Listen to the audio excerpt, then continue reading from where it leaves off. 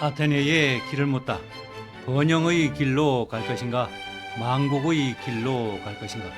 권력욕의 화신이었 무려 36년간의 독재 정권 TV 연속극보다도 더 재미있는 이렇게 아테네의 권력을 농단한 사람, 반전에 반전을 거듭하는, 특히 그는 2번을 권좌에서 쫓겨나고 3번을 집권한 것으로 유명한 사람인데요. 그 스토리가 아주 흥미진진하실 겁니다. 집정관을 아예 뽑지도 못했어요. 나라를 이끌어갈 집정관을 뽑지 못했다는 것, 그것이 바로 이제 무정부 상태 아니겠습니까? 페이시스 스트라토스의 인기가 그야말로 하늘을 찢고 올라갈 정도가 되어버립니다. Sowing without seeding, 밭을 갈았으나 씨를 뿌리지 않았다. 그런데 이 칼키디아에 가가지고요, 이게 엄청난 금광을 발견을 해요.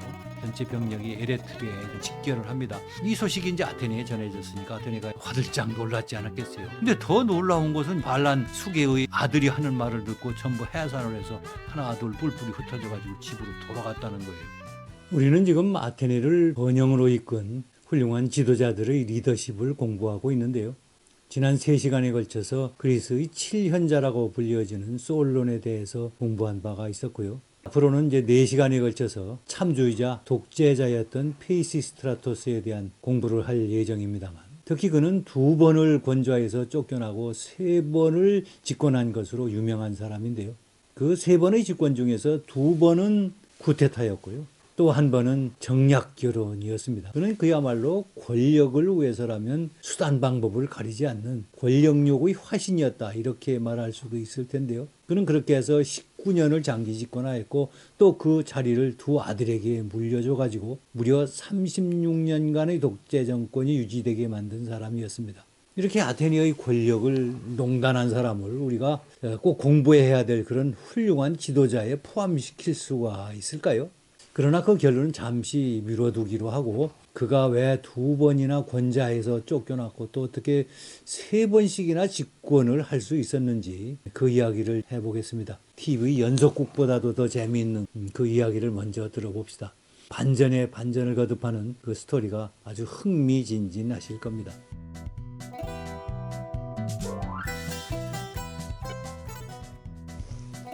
기원전 551년 어느 날 아테네의 아고라 광장 시장 골목에서 한바탕 소동이 벌어졌습니다. 멀리 시장 골목의 입구에서 사람들이 웅성거리기 시작했습니다. 그러더니 누군가 큰 소리로 외쳤습니다. 아테네 여신이다! 또 다른 사람이 외쳤습니다. 아니, 저건 페이시스트라토스 아니냐? 이렇게 된 것은 이제 며칠 전부터 아고라 광장 시장에 소문이 떠돌고 있었거든요. 그 소문은 바로 지방으로 낙향해 있던 페이시스트라토스가 곤란에 빠진 아테네를 구하기 위해서 아테나 여신과 함께 아테나로 온다더라, 뭐 그런 소문이 돌고 있었는데, 그것이 현실이 돼서 나타나니까 사람들은 이제 뭐 흥분 상태에 빠지게 되었던 것 같습니다. 특히 이제 아테나 여신은 아테네를 지켜주는 수호 여신이었거든요. 이 장면은 페이시스트라토스가 이제 2번째 집권할 때의 모습입니다만, 페이시스트라토스라는 사람은 특별한 사람이었어요. 그는 한 번 집권했다가 쫓겨나고 또 2번째로 다시 집권했다가 또 다시 쫓겨나고, 그리고 이제 3번째 이제 쿠데타로 이제 집권을 해서 아테네의 참주, 즉 독재자가 된 사람입니다만, 그는 아주 특별한 재주가 있었어요. 특히 사람들이 마음을 읽어내는데 아주 귀신 같았어요. 그리고 그거를 또 정치적 목적에 활용하는 데도 아주 뛰어난 재주를 가지고 있었고요. 물론 그러니까 2번씩이나 쫓겨나고서도 3번째 다시 집권해서 참주가 되었지 않겠습니까? 이는 이렇게 아주 신출귀몰하는 재주를 부리는 사람이기도 했고요.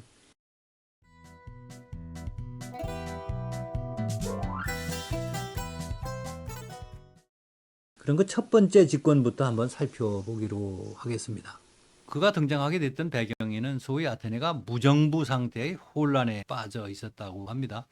이 그림은 바로 무정부, 아나키라는 제목의 TV 드라마에서 나오는 장면을 제가 따온 것인데요. 이렇게 무정부 상태라는 것은 결국 만인에 대한 투쟁, 서로가 물고 물어뜯기는, 즉 모든 사람이 서로가 적대시해서 싸우는 이런 혼란스러운 상황을 바로 무정부 상태라고 그렇게 얘기를 하잖아요. 바로 아테네가 그런 혼란에 빠져 있었던 것이지요. 그렇게 된 것은 바로 이제 솔론이 이제 물러나게 됐잖아요. 이제 솔론이 훌륭한 리더십을 바탕으로 특히 중용이라는 이념을 중심으로 해서 어느 한쪽 편도 들지 않는, 어느 한쪽으로도 기울지 않는 그런 중용의 개혁을 단행해서 안정을 되찾기는 했지만, 그러고 나니까 나중에 가서는 또 이 귀족들은 귀족들대로 불만을 얘기하고, 또 일반 농민이나 무산자 계층에서는 또 그들 나름대로 또 비난을 하고, 그러니까 할 수 없이 이제 물러나기로 결심을 했던 거 아닙니까? 그렇게 해서 물러나고 나니까 그 다음에는 아루콘, 즉 집정관을 뽑아야 되는데, 어떤 때는 집정관 임기가 다 끝났는데도 불구하고 어떤 사람은 나 못 물러나겠다고 버티는 사람이 있는가 하면, 집정관을 9명만 뽑아야 되는데 10명 뽑은 그런 때도 있었고, 심지어 어떤 해는 한 2년 정도는 집정관을 아예 뽑지도 못했어요. 나라를 이끌어갈 집정관을 뽑지 못했다는 것, 그것이 바로 이제 무정부 상태 아니겠습니까? 그래서 여기에서부터 바로 이제 무정부라는 이 단어가 탄생했다는 것이거든요. 이 영어로 아나키라고 그러잖아요. 이 아나키라는 말은 바로 없다라는 뜻이라고 그러고요. 거기에 아르콘, 즉 아르콘이 없는 상태를 바로 무정부 상태라고 그러는 것이죠. 그래서 이 두 단어가 합쳐져서 아나키라는 말을 만들어냈다고 하는데요. 이런 없던 말이 새로 생겼을 정도이니까 그 당시 아테네의 혼란이 얼마나 극심했는지는 우리가 미루어 짐작하고도 남음이 있지 않겠습니까? 이런 이제 혼란에 빠지게 되면 사람들은 누군가 좀 새로운 사람이 나타나서 인정을 또 가져오기를 또 희망하지 않았겠습니까? 이제 그런 틈을 타서 페이시스 스트라토스라는 사람이 이제 등장을 하게 되는데, 그보다 먼저 이렇게 이제 아테네가 혼란에 빠지게 되니까 이 메가라에서 이 살라미스 섬을 공격합니다. 본래 이 살라미스 섬은 솔론에 대한 시간에서도 말씀을 드렸지만 이거를 이제 솔론이 점령을 했잖아요. 그리고서도 스파르타한테 중재를 요청을 해서 결과적으로 이것이 살라미스는 아테네 것이 맞다, 이런 이제 결론을 얻어냈잖아요. 그렇지만 메가라 입장에서는 이거를 포기할 수가 없었던 모양이에요. 왜 그러냐 하면 이 피리오스 항의 안전을 지키는데 살라미스 섬이 절대적이었던 것처럼, 이 메가라의 입장에서는 이 니사야 항의 안전을 지키는 데는 이 살라미스 섬이 결정적으로 중요했거든요. 그건 뭐 우리가 지도상에서 보더라도 뭐 알 수 있잖아요. 그렇기 때문에 이제 아테네가 혼란에 빠지니까 그 틈을 타서 메가라가 이제 살라미스 섬을 공격을 합니다. 거기서 한 걸음 더 나가서 이 피레우스 항구를 봉쇄 조치했다는 그런 기록도 있더라고요. 예, 이런 상태가 벌어지니까 이제 아테네 입장에서는 정말 곤혹스러운 상황에 처하게 되었는데, 이때 바로 나타난 사람이 있었습니다. 그 사람이 바로 이제 살라미스 섬을 공격해서 이걸 되찾고 또 피리오스 항구의 봉쇄도 푸는 전과를 올리는 사람이었는데, 그 사람이 바로 이 페이시스 스트라토스였던 것입니다. 이 페이시스 스트라토스는 전에도 한번 그 솔론이 살라미스 섬을 공격해서 성공을 거둘 때에도 그 열렬히 뒤에서 뒷받침을 했잖아요. 정말 팔로워십의 전형이다, 제가 이런 말씀까지 드린 기억이 있는데요.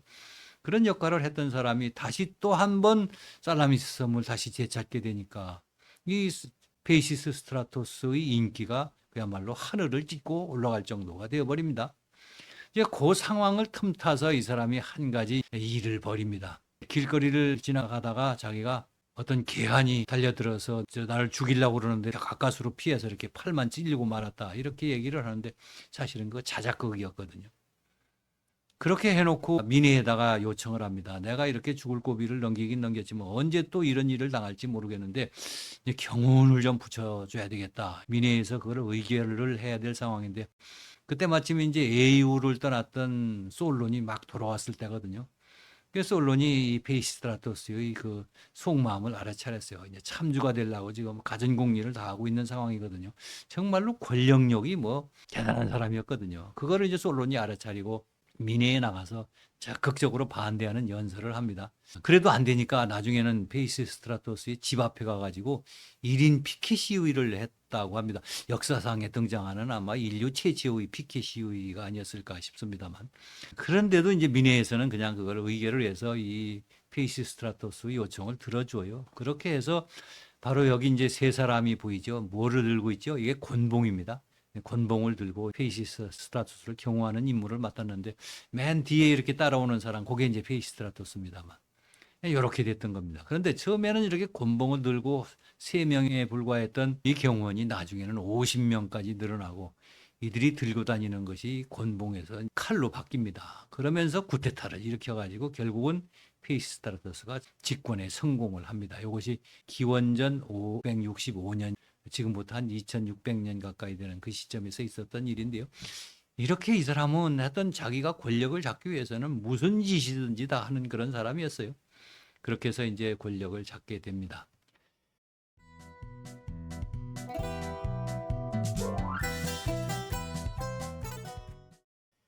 그런데 전에도 말씀드렸습니다만 아테네에는 소위 귀족과 농민 간의 적대적 대립 관계가 있었다고 그랬죠. 근데 그것은 솔론의 개혁 조치로 인해서 상당히 이제 해소가 됐거든요. 그런데 아직도 소위 지역적 대립 관계는 여전히 이렇게 남아 있었어요. 그것으로 인해서 여기서 이제 합종 연행이 발생하게 되는데요. 첫 번째는 바로 평화파하고 이 해안파가 서로가 손을 잡습니다. 그래가지고 이제 페이시스트라토스를 축출을 합니다. 그래서 이제 축출을 당하는데 이때 페이시스트라토스는 조금도 머뭇거리지 않고 1, 2는 올라갑니다. 산지파라고 하는데 조금 더 높은 지대에 살고 있는 그런 지역이죠. 여기 주로 이제 가난한 농민들이 많이 살고 있는 지역이죠. 이 일로 이제 자기 거소를 옮깁니다. 아마 이때 이 페이시스트라토스의 생각은 이랬을 것 같아요.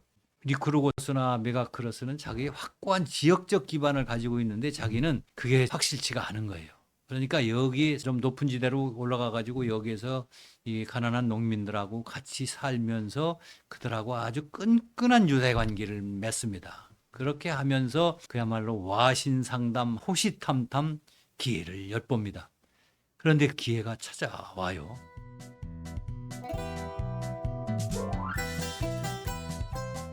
바로 이 평야파하고 해안파 사이에 이게 갈등이 빚어지고 있었거든요. 이제 그 이유는 평화파는 이게 귀족들 아닙니까?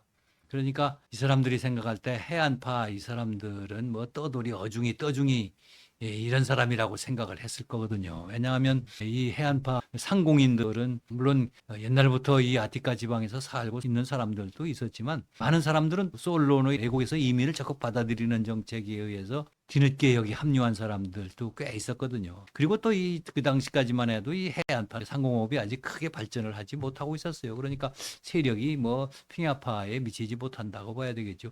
그러니까 필요할 때는 손을 잡았지만 성공하고 난 다음에는 메가클레스를 따돌렸던 것 같습니다. 이렇게 이제 홀대를 받게 되니까 메가클레스는 나름대로 또 불만이 생기게 되었겠죠. 요거를 이 페이시스트라토스가 간파해가지고 일을 하나 꾸미는데 어떤 것을 하느냐 하면 우리가 손을 잡자 사람을 하나 보냈던 것 같아요. 그래가지고 메가클레스한테 가가지고 그 평야파 리크루고스 그 콧대 높은 사람하고 그 손잡고 왜 그 마음고생을 하느냐. 차라리 이런 때 말을 갈아타라. 어떻게 하면 되느냐? 아이고 피스트라토스 있지 않느냐? 지난번에 내가 앞장서서 그 사람 몰아냈는데 내가 손잡자고 요청하면은 그 응하겠어? 아닙니다. 걱정하지 마십시오. 마침 그 피스트라토스가 상처를 했답니다. 그리고 나이가 아직 40밖에 안 됐거든요. 그 따님 있는데 글리시 보내면 되지 않겠습니까? 아직 뭐 페이스트라토스 팔팔합니다. 그렇게 하시지요. 그러니까 뭐 페이스트라토스는 뭐 쌍수를 들어 환영이지요. 그래가지고 이제 이 혼사가 일사천리로 진행이 돼서 결혼 동맹을 맺게 됩니다. 이제 그렇게 해놓고 이 페이스트라토스가 또 아테네로 귀환을 하게 되는데 또 기가 막힌 쇼를 한번 또 펼칩니다. 바로 이 장면이거든요. 이렇게 이제 정말 멋진 새카만 말에다가 황금 치장을 해가지고 황금색 마차를 타고 그러고서 이제 아테네에 등장을 하는데 옆에 바로 아테나 여신이 같이 있는 거예요. 이게 며칠 전부터 이런 소문이 아테네 아고라의 그 시장 바닥에 돌았다고 그래요. 아, 페이시스트라토스가 아테나 여신과 함께 우리 아테네를 구하기 위해서 온다더라. 아, 그런데 어느 날 갑자기 보니까 실제로 이 아테네 여신하고 같이 등장해서 딱 말을 타고 그렇게 오는 거예요. 그러니까 시민들이 그냥 열화와 같은 환호를 보내면서 난리가 나지요. 예, 이게 이런 사람이었습니다. 이런 걸 아주 기가 막히게 하는 사람이었어요. 일종의 이제 선전선동의 일환이기도 합니다만. 이렇게 했던 것은 이게 리크루고스가 얼마든지 이제 반대하고 그럴 수 있거든요. 그러면 이제 일이 복잡해지거든요. 그러니까 미리 기선을 제압해 버린 거예요. 뭐 이렇게 되니까 피시스트라토스의 인기가 하늘로 치솟고 그 평화파 리크루고스도 뭐 어쩔 수 없이 그냥 뒤통수를 한 방 맞고 말았던 것이죠. 그런데 사실은 이게 아테나 여신이 아니고요. 이게 본래 시장에서 꽃 파는 소녀, 파이에라는 소녀였다고 그래요. 키가 구적장신이었다고 그래요. 피시스트라토스보다도 거의 한 30cm는 크잖아요. 이렇게 키가 큰 늘씬한 여자에다 아테나 여신으로 변장을 시켜가지고 등장을 하니까 물론 뭐 가짜인 줄 사람들이 뭐 알았겠죠. 그러나 사람들은 이런 걸 또 진짜로 믿고 싶기도 하거든요. 뭐 그런 것을 교묘하게 이 피시스트라토스가 이용했던 사람인데 이런 장면도 앞으로 이제 여러 차례 보게 되실 겁니다만 이런 측면에서도 아주 정말 발군의 그런 재주를 발휘하는 사람이었습니다. 그래서 이제 2차 집권에 성공하기는 했는데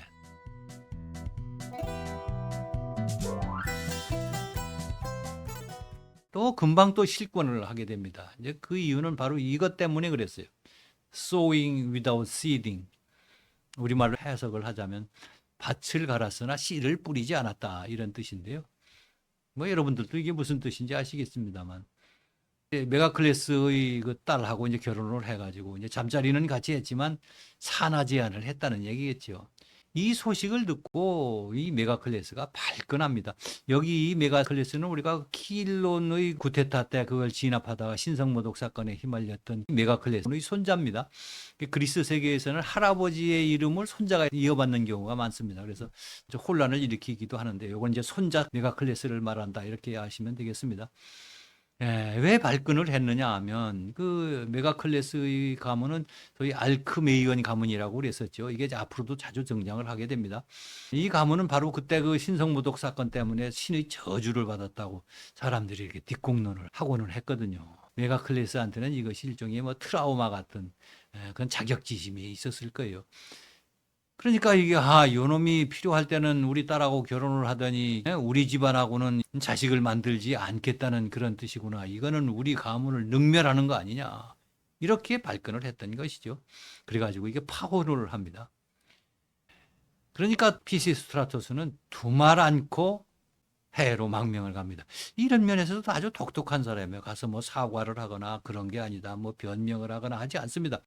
그냥 두말 않고 떠납니다. 민첩하게 떠나버립니다.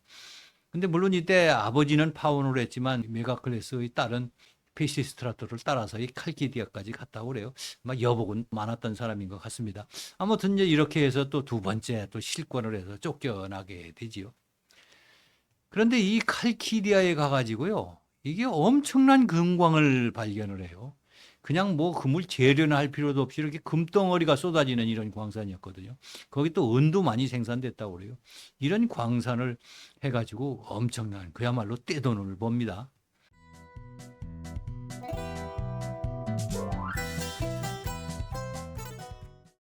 그때 돈을 가지고 아테네 이후에 테베라는 그런 도시국가가 또 있었거든요. 이 도시국가도 꽤 큰 규모입니다. 아테네에 못지지 않죠. 그런 테베하고 아주 또 열심히 공을 들여서 자기 편으로 만들어 놓습니다.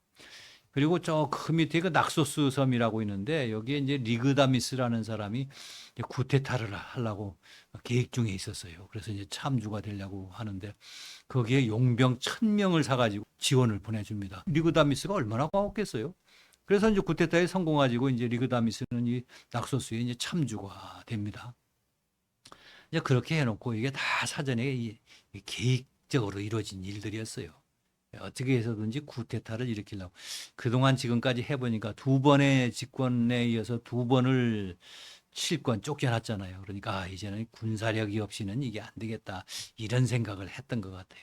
이제 그렇게 해놓고 이제 쿠데타를 모의를 합니다. 그래서 자체 동원한 한 1000명. 그 다음에 요 아르고스라고 여기에 가가지고 돈을 주고 용병 1000명을 삽니다. 또 이 낙소스 섬에 리그다미스가 가만히 있을 수 없잖아요. 옛날에 시설을 지었으니까. 마찬가지로 1000명을 또 보내줍니다. 거기다 또 에레트리아 여기도 큰 공을 들여서 기병한 또 100명 정도를 지원을 받습니다. 그렇게 해놓고 전체 병력이 에레트리아에 집결을 합니다.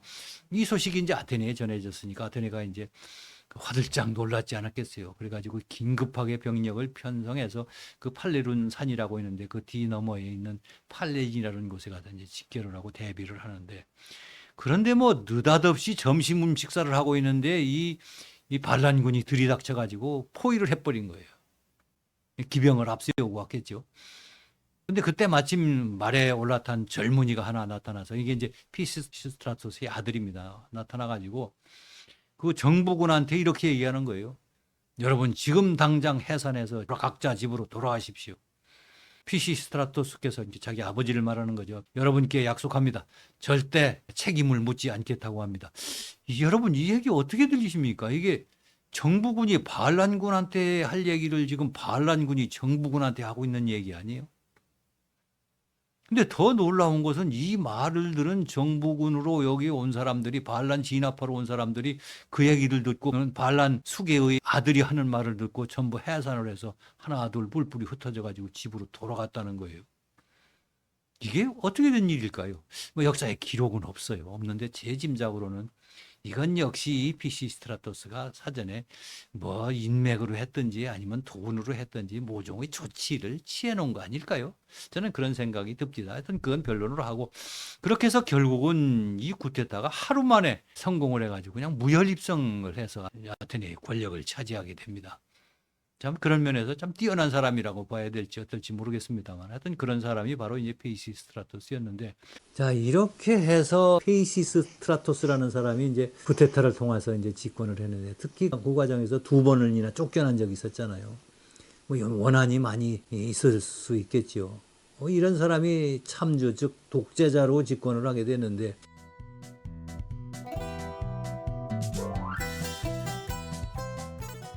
근데 여기서 우리가 참주라는 말을 조금 좀 깊이 이해를 할 필요가 있을 것 같습니다. 이 말은 조금 우리한테 좀 생소한 말이죠. 왜 그러냐 하면 이것은 고대의 그리스 세계에서만 있었던 말이고 다른 세계 어느 곳에서도 없었던 말이거든요. 그러니까 우리가 그 뜻이 좀 생소할 수밖에 없는데 그래서 사람들이 흔히 이것을 그냥 독재자 뭐 이런 식으로 이해를 하고 뭐 저도 그렇게 많이 씁니다만 이게 뭐 크게 틀린 말은 아닙니다만 그러나 정확한 것은 아닙니다. 그래서 오늘 그 정확한 의미를 좀 알아보겠습니다. 그래야만 아테네의 민주주의에 대한 그 성격을 알 수 있거든요. 그리고 그 민주주의에 대한 아테네 그리스 사람들이 생각을 또 요 참주라는 개념에서도 우리가 엿볼 수가 있습니다. 그래서 이걸 꼭 알아둘 필요가 있습니다. 참주라고 할 때 참이라는 그 한자는 분수에 넘친다는 그런 뜻입니다. 누가 번역을 했는지 모르지만 저는 기가 막히게 번역을 했다고 생각하는데요. 참주라고 하면 분수에 넘치게 즉 자격도 없는 사람이 주인 행세를 하는 것을 말하는 것입니다. 그런데 이 말 속에는 고대 그리스 아테네 사람들이 생각이 녹아 있습니다. 그것은 바로 그 사람들은 도시국가의 주인은 시민들의 집합체라고 생각을 했거든요. 그러니까 특정한 한 개인이 권력을 독차지하고 주인 행사하는 것은 그건 정당하지도 않고 또 이걸 받아들일 수도 없지 않았겠어요. 내가 주인인데 엉뚱한 사람이 나와서 주인이라고 그러면은 그건 인정할 수가 없는 것이죠. 그래서 그런 사람이 나타나면은 그 사람을 깎아내리는 그런 의미에서 이걸 참주라고 불렀던 것이지요. 그래서 이건 민주주의 정신과도 연결되는 그런 개념이다. 이렇게 이해하시면 좋을 것 같고요. 그런데 또 참주에 관한 오해의 하나는 참주란 폭군이다. 이렇게 흔히 이해를 하는데요. 물론 참주 중에는 폭군 행세를 한 사람이 아주 많았습니다. 그러나 모든 참주가 다 폭군이었던 것은 아니고요. 참주 중에서도 선정을 베푼 사람도 있으니까요. 그래서 이거 똑같은 개념은 아니다. 이렇게 이해를 하시면 될 것 같습니다. 자, 얘기가 좀 길어졌는데 본론으로 다시 돌아가겠습니다. 그 이후 아테네에 어떤 일이 벌어지게 될까요? 혹시 피비린내가 진동하는 정치적 보복이 이루어지지는 않을까요? 그거에 대해서는 다음 시간에 우리 살펴보겠습니다. 다음 시간은 2월 13일 목요일이 되겠네요. 예, 저녁 7시 45분에 뵙겠습니다. 이제는 일주일에 한 번씩 이제 강의를 고정적으로 이제 목요일 저녁 7시 45분에 하겠습니다. 그렇게 기억해 주시면 좋을 것 같고요. 여러분 끝까지 시청해 주셔서 감사하고요. 여러분의 구독, 좋아요, 알림 설정은 좋은 영상을 만드는데 큰 도움이 됩니다. 여러분들의 관심과 성원을 기대해 마지 않습니다. 예, 여러분 감사합니다.